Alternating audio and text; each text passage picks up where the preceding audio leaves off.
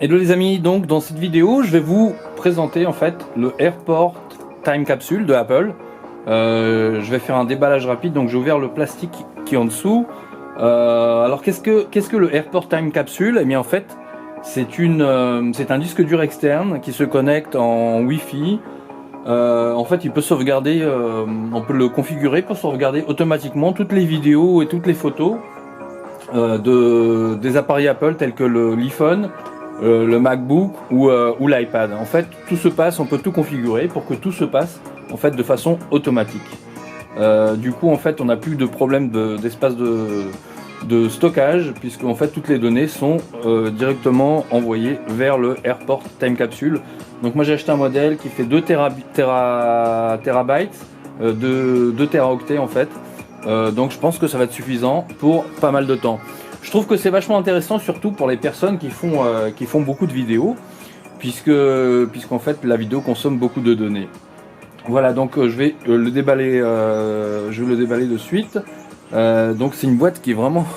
Apple fait vraiment bien les choses. C'est un bel objet, comme tous les appareils Apple. Donc ce qu'on a dedans, c'est ça. En fait, c'est ça le AirPort Time Capsule. C'est une petite boîte qui se pose en fait sur un coin du bureau et qui a tous les connecteurs en fait derrière. Alors, en dessous ici, nous avons une étiquette et voilà, on l'enlève. Alors, je sais pas si ça sert de sticker. On peut peut-être l'utiliser pour autre chose, je sais pas.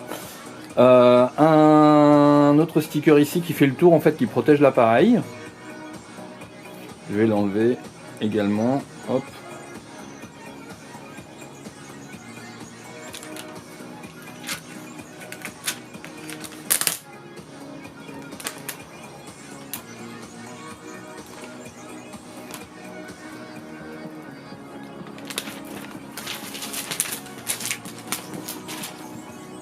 Et voilà, donc ici on a un petit bouton qui montre en fait un petit bouton de veille qui montre s'il fonctionne ou pas. Donc au niveau connexion, ici on a l'alimentation.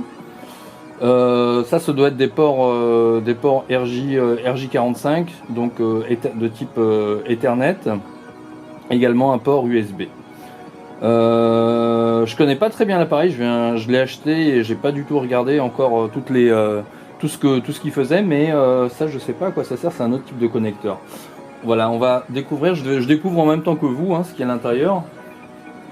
Hop, donc design toujours par Apple, super bien fait. Donc juste un câble de connexion à l'intérieur et le guide. Un petit guide pour la mise en route, donc plusieurs langues, en allemand, français, en anglais, en espagnol, et voilà. Hop, je vais prendre le français. Je vais juste lire rapidement en fait ce que ça fait, parce que quelles sont les possibilités de cet appareil. Alors donc ça c'était je vous disais, ça c'était la connectique du bas, c'est le réseau étendu. Et ces deux-là, c'est le réseau local. Les trois, en fait, c'est le réseau local. Il y a un bouton de réinitialisation ici. Alors, avec le port USB, on peut brancher une imprimante, un disque dur ou un concentrateur USB. Le port locaux sont pour la connexion d'appareils Ethernet tels que des imprimantes ou d'ordinateurs, ou le raccordement à un réseau Ethernet. Et le réseau étendu, donc c'est pour la connexion d'un modem DSL, pour se connecter directement sur le réseau ADSL. Et puis bien sûr il y a le Wi-Fi, par Wi-Fi en fait, ces appareils-là sont surtout faits pour être utilisés en Wi-Fi, puisque on va pas s'amuser à connecter l'iPhone ou le MacBook en Ethernet, surtout que le MacBook Pro, le mien, il a même pas de port RJ45. Hop, voilà, donc comme je vous le disais, tout se connecte. Hein. Et ça fait une espèce de petite centrale. C'est surtout utile pour ceux qui font de la vidéo. Moi je fais beaucoup de vidéos, donc ça va être super. Et surtout que mes appareils arrivent à saturation au niveau stockage.